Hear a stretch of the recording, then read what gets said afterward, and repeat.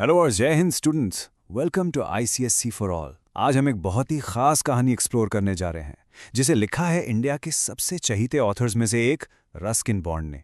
उनकी कहानियों की खासियत यही है कि वो बहुत सिंपल, रोजमर्रा की जिंदगी से जुड़ी होती हैं, लेकिन उनमें एक गहरा पाठ, एक इंपॉर्टेंट लेसन छिपा होता है। और the boy who broke the bank इसका एक परफेक्ट एग्जाम्पल है। कहानी का टाइटल सुनकर लगता है कि शायद किसी लड़के ने कोई चोरी की होगी या बैंक लूट लिया होगा, लेकिन सच्चाई इससे कहीं ज्यादा मजेदार और अजीब है। ये कहानी है पिपाल नगर नाम के एक छोटे से शहर की, जहां लोगों के पास वक्त ज्यादा और काम कम है। और ऐसी जगह पर एक छोटी सी बात, एक मामूली सी शिकायत कैसे एक विशाल अफवाह का रूप ले लेती है और पूरे शहर में आतंक मचा देती है, यही इस कहानी का सार है। ये एक कॉमेडी है, एक सटायर है जो हमें हंसाते हंसाते कम्युनिकेशन की अहमियत और आधी अधूरी इन्फॉर्मेशन के खतरों के बारे में सिखाएगी। तो आइए इस अनोखी कहानी की गहराइयों में उतरते हैं। Okay, let's dive in. ये है हमारा रोड मैप इस पूरे एक्सप्लेनर के लिए। हम पिपल नगर में सीन सेट करके शुरुआत करेंगे, फिर उस अफवाह की पूरी जर्नी को स्टेप बाय स्टेप डिटेल में फॉलो करेंगे। उसके बाद हम की कैरेक्टर्स और उनकी साइकोलॉजी को समझेंगे, स्टोरी के डीपर थीम्स को एक्सप्लोर करेंगे और फिर आपके ICSC एग्जाम्स के लिए क्या इंपॉर्टेंट है उस पर फोकस करेंगे। और आखिर में एक फाइनल समरी के साथ इसे रैप अप करेंगे। चलिए शुरू करते हैं। तो कहानी की शुरुआत होती है पीपल नगर बैंक की सीढ़ियों पर। यहाँ हमारी मुलाकात होती है हमारे प्रोटैगनिस्ट नत्थू से, जो एक स्वीपर बॉय है। नत्थू गुस्से में झाड़ू लगा रहा है और उसके काम करने के तरीके से ही उसके फ्रस्ट्रेशन का अंदाजा हो जाता है।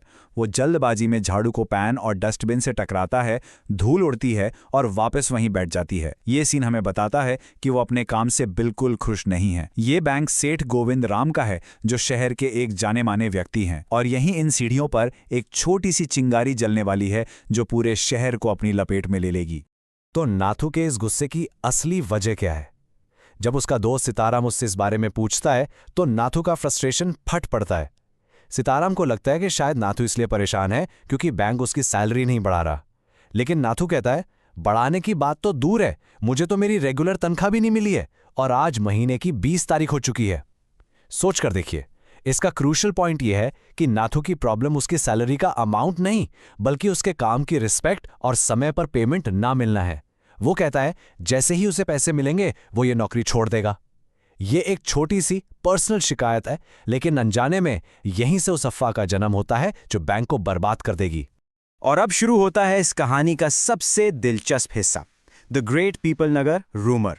हम देखेंगे कि कैसे नत्थू की एक मामूली सी फरियाद, एक विस्पर, पीपल नगर की गलियों से गुजरते हुए एक दहाड़, एक रोर बन जाती है। ये एक परफेक्ट केस स्टडी है कि इन्फॉर्मेशन जब एक इंसान से दूसरे इंसान तक जाती है तो कैसे आहिस्ता आहिस्ता उसकी शक्ल बदल जाती है।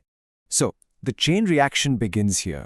बिल्कुल इनोसेंटली नथू अपना गुस्सा अपने दोस्त सीताराम धोबी के बेटे पर निकालता है। सीताराम एक अच्छा दोस्त है, वो नथू की मदद करना चाहता है। जब वो कपड़े डिलीवर करने मिसेस श्रीवास्तवा के घर जाता है और उसे पता चलता है कि उन्हें एक स्वीपर की जरूरत है, तो वो तुरंत नथू का नाम सजेस्ट करता है। और यहां नोटिस करने वाली बात यह है कि सीताराम बिल्कुल सच बताता है। वो कहता है कि बैंक स्वीपर लड़के को सैलरी नहीं दे रहा, इसलिए वो नौकरी छोड़ना चाहता है। यहां तक इन्फॉर्मेशन बिल्कुल एक्यूरेट है, बिल्कुल फैक्चुअल। सीताराम इस चेन की आखिरी कड़ी है जहां तक सच सच रहता है। और यहां से we see the first big twist. Mrs Srivastava, जिनके पास करने को कुछ खास नहीं है, इस खबर को एक मसालेदार गॉसिप की तरह लेती हैं। उन्होंने सुना था कि एक स्वीपर को इस महीने की सैलरी नहीं मिली, लेकिन जब वो बाजार में अपनी दोस्त मिसेस भूषण से मिलती हैं तो इस सिंपल सी बात को वो बढ़ा चढ़ाकर पेश करती हैं। वो कहती हैं, सेठ गोविंद राम का बैंक अपने एम्प्लॉयज को पे नहीं कर पा रहा है। देखा आपने, एक स्वीपर से एम्प्लॉयज हो गया और 20 दिन की देरी बन गई 1 महीने से ज्यादा की देरी। यही है स्मॉल टाउन मेंटालिटी का एक पहलू, जहां एक छोटी सी खबर को इंटरेस्टिंग बनाने के लिए उसमें थोड़ा झूठ का तड़का लगा दिया जाता है, बिना अंजाम की परवाह किए। The next link in the chain adds even more drama.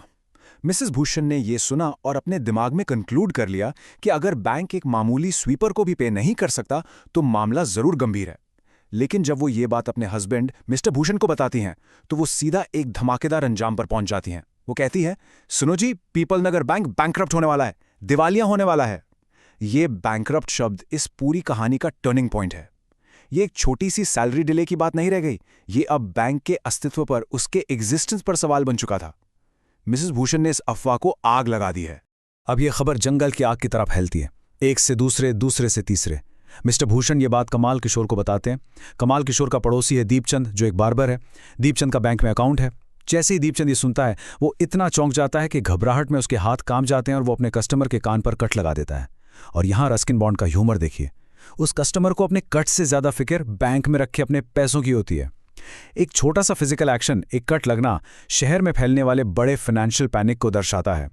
इस कस्टमर का रिएक्शन एक परफेक्ट एग्जाम्पल है कि कैसे पैनिक और डर हमारी सोचने समझने की शक्ति को खत्म कर देता है। वो आदमी आधी शेविंग छोड़कर गाल पर लगे साबुन के साथ फोन करने भागता है। जब उसे पता चलता है कि सेठ गोविंदराम कश्मीर में छुट्टियां मना रहे हैं, तो क्या वो सोचता है कि ठीक है, वो वेकेशन पर होंगे? नहीं, डर उस पर हावी हो जाता है। वो इसका गलत मतलब निकालता है और चिल्लाता है, द बर्ड हैज फ्लोन, यानी पंछी उड़ गया, सेठ पैसा लेकर भाग गया। उसके इस कंक्लूजन ने अफवाह को आग में घी का काम किया। अब यह सिर्फ एक र्यूमर नहीं था, लोगों के लिए ये एक कंफर्म न्यूज बन गई। अब तो खबर को कोई नहीं रोक सकता था। पान वाले से, दर्जी से, जनरल स्टोर से होते हुए ये खबर सड़क पर बैठे भिखारियों तक पहुंच जाती है।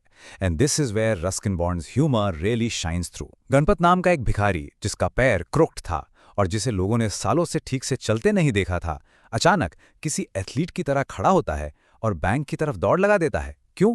क्योंकि उसके भी 1000 रुपए बैंक में जमा थे। ये सीन एक सोशल सटायर है जो बताता है कि पैसों का मामला अच्छों को ठीक कर देता है और हमें कभी किसी को उसके आउटर अपीयरेंस से जज नहीं करना चाहिए। बैंक के बाहर अब एक भीड़, एक मॉब जमा हो चुका है और जब भीड़ इकट्ठी होती है तो लॉजिक खत्म हो जाता है। लोग अब सेठ गोविंदराम के बारे में अपनी अपनी कहानियां बना रहे हैं। किसी ने कहा वो स्टेट छोड़कर भाग गया, दूसरे ने उसे अपग्रेड करके कहा नहीं, देश छोड़कर भाग गया, तीसरे ने कहा वो पीपल नगर में ही कहीं छुपा हुआ है, और हद तो तब हो गई जब चौथे ने कहा कि सेठ ने इमली के पेड़ से फांसी लगा ली है। ये है मॉब साइकोलॉजी। इस भीड़ में कोई भी सच जानना नहीं चाहता। सब डर, गुस्से और स्पेकुलेशन से चल रहे हैं और हर कोई अफवाह को और खतरनाक बना रहा है। और आखिरकार इस भीड़ का गुस्सा और पैनिक अपने चरम पर पहुंच जाता है। भीड़ में कुछ ऐसे शरारती लोग भी शामिल हो जाते हैं जिनका बैंक में कोई अकाउंट नहीं है। उनके लिए ये बस एक तमाशा है। वो लोगों को और उकसाते हैं और फिर कोई एक पत्थर उठाकर बैंक की बड़ी सी कांच की खिड़की पर दे मारता है। और इसी के साथ जो कहानी शब्दों से शुरू हुई थी, जो एक अफवाह थी, वो अब एक हिंसा, एक वैंडलिज्म में बदल जाती है। ये दिखाता है कि अनवेरिफाइड इन्फॉर्मेशन सिर्फ रेपुटेशन ही नहीं बल्कि रियल फिजिकल प्रॉपर्टी को भी डिस्ट्रॉय कर सकती है। तो ये थी पिपल नगर की अफवाह की पूरी दास्तान। अब आइए इस ड्रामा के मुख्य किरदारों को, इन प्लेयर्स को थोड़ा गहराई से एनालाइज करते हैं। समझते हैं कि इस पूरे क्योस में हर एक का क्या रोल था और उनकी साइकोलॉजी क्या थी। इस टेबल को देखिए। नत्थू बेचारा वो इस पूरी कहानी का अनविटिंग कैटलिस्ट है। उसे आखिर तक पता ही नहीं चलता कि उसकी एक मामूली शिकायत ने इतना बड़ा तूफान खड़ा कर दिया। वो बस अपने हालात से फ्रस्ट्रेटेड था। सीताराम द फैक्चुअल मैसेंजर है। उसकी नीयत साफ थी, उसने सच बोला, लेकिन अनजाने में उसने आग को हवा दे दी। फिर आती हैं मिसेस श्रीवास्तवा, द फर्स्ट एग्जैजुरेटर। उनके जैसा कैरेक्टर हर छोटे शहर में मिल जाता है, जिन्हें गॉसिप करना और बातों को इंटरेस्टिंग बनाना पसंद है। उनके बाद हैं Mrs Bhushan, the dramatic escalator. वो सीधा वर्स के सिनारियो सोचती हैं और बात का बतंगड़ बना देती हैं। और आखिर में आते हैं द टाउन्स पीपल, पीपल नगर के लोग, द ईगर एम्पलीफायर्स। ये लोग डर और पैनिक में आकर बिना सोचे समझे अफवाह को आगे बढ़ाते हैं। उनकी भीड़ एक मॉब बन जाती है जिसका अपना कोई दिमाग नहीं होता। ये कहानी हंसाने वाली जरूर है, लेकिन इस हंसी के पीछे रस्किन बॉन्ड ने कुछ बहुत गंभीर, बहुत सीरियस मैसेजेस दिए हैं। चलिए अब उन लेसन्स को समझते हैं जो इस कहानी के दिल में छिपे हैं। सबसे पहले ये समझना जरूरी है कि र्यूमर या अफवाह होती क्या है। ये एक ऐसी जानकारी है जिसका कोई सबूत नहीं होता, यानी अनसब्सटेंशिएटेड। ये एक कान से दूसरे कान तक इनफॉर्मली फैलती है। और इसमें सबसे खतरनाक बात यह है कि लोगों की ओपिनियन, लोगों की राय, फैक्ट यानी सच्चाई से ज्यादा इंपॉर्टेंट हो जाती है। इस कहानी में सच तो बस इतना था कि नत्थू को सैलरी लेट मिली, लेकिन लोगों की ओपिनियन ने उसे बैंक के कोलैप्स तक पहुंचा दिया। इस कहानी के मेजर थीम्स को देखें। सबसे पहला है the destructive power of rumours. अफवाहें कैसे सेठ गोविंदराम जैसे एक रेस्पेक्टेड इंसान की रेपुटेशन और उसके बिजनेस को एक दिन में बर्बाद कर सकती हैं।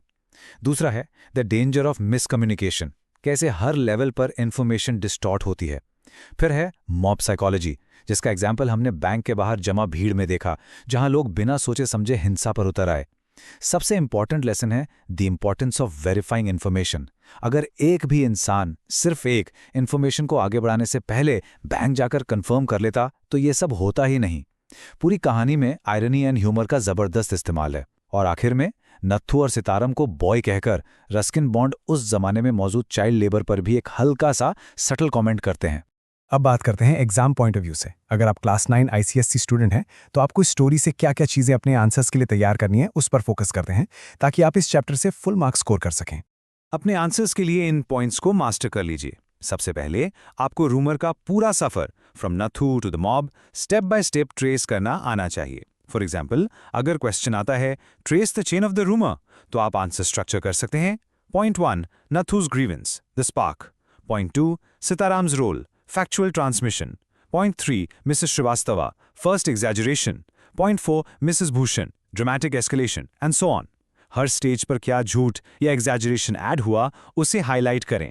नथू का कैरेक्टर, स्टोरी का ह्यूमर और रिस्पॉन्सिबल कम्युनिकेशन का मैसेज, ये सब इंपॉर्टेंट टॉपिक्स हैं जिन पर डायरेक्ट क्वेश्चंस बन सकते हैं। और ये एक सवाल है जिस पर मैं चाहता हूं कि आप सब जरूर सोचें। सोचिए, स्टोरी का आखिरी सीन जहां नाथू खुद हैरान है कि बैंक आखिर डूब कैसे गया। ये सीन पूरी कहानी की आयरनी को, उसके व्यंग को अपने पीक पर कैसे ले जाता है। इस पर सोचना आपकी क्रिटिकल थिंकिंग स्किल्स को डेवलप करेगा और आपको इस स्टोरी के कोर मैसेज को समझने में मदद करेगा। चलिए अब इस एक्सप्लेनर को कंक्लूड करते हैं एक फाइनल समरी और इस कहानी के सबसे पावरफुल टेक अवे के साथ। अगली सुबह जब नाथू बैंक आता है तो उसे टूटे हुए शीशे और बिखरे हुए पत्थर मिलते हैं। उसे देखकर और गुस्सा आता है कि अब उसका काम बढ़ गया है। वो बड़बड़ाता है कि एक तो सैलरी लेट देते हैं, ऊपर से काम बढ़ाते रहते हैं।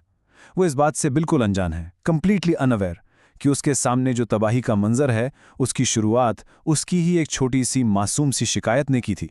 यही इस कहानी का क्लाइमैक्स है। और आखिर में नत्थू खुद से ये कहता है, किसने सोचा था कि बैंक डूब जाएगा, पता नहीं ये कैसे हो गया। This final line perfectly captures the stories core message. जिस लड़के ने अनजाने में बैंक को तोड़ा, वही सबसे ज्यादा हैरान है कि बैंक आखिर टूटा कैसे। ये हमें याद दिलाता है कि हमारे शब्दों में कितनी ताकत होती है और उनका अंजाम क्या हो सकता है, ये हम कभी कभी सोच भी नहीं पाते। And that was Ruskin Bond's brilliant and humorous story, The Boy Who Broke the Bank. I hope you found this detailed explainer helpful. अगर आपको इस कहानी की हर न्यूआंस समझने में मदद मिली हो, तो प्लीज़ ICSC for All को सब्सक्राइब करें for more such in-depth explainers. We'll see you in the next one. Thank you and take care.